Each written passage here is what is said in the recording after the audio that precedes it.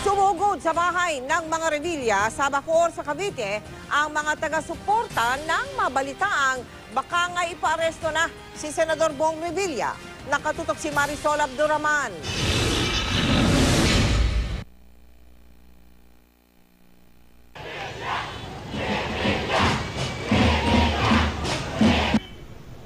Humahangos na sumugod ang mga taga-suporta ni Senator Bong Revilla dito sa kanilang compound sa Bacoor, Cavite ngayong hapon.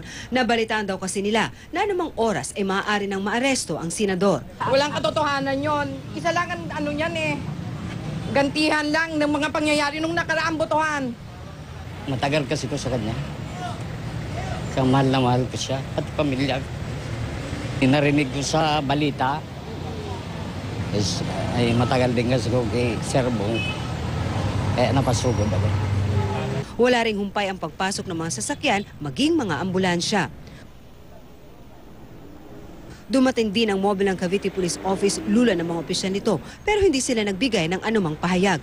Dumating din ang mga taga-Criminal Investigation and Detection Group ng Police Regional Office 4A. Kinahapunan, lalo pang dumami ang mga pulis na nagbantay sa labas ng compound ng mga Revilla. Dati nang sinabi ng senador na handa na raw siyang maaresto, bagamat hindi na raw ito kinakailangan dahil kusa siyang susuko sa mga otoridad oras na lumabas ang warrant of arrest laban sa kanya.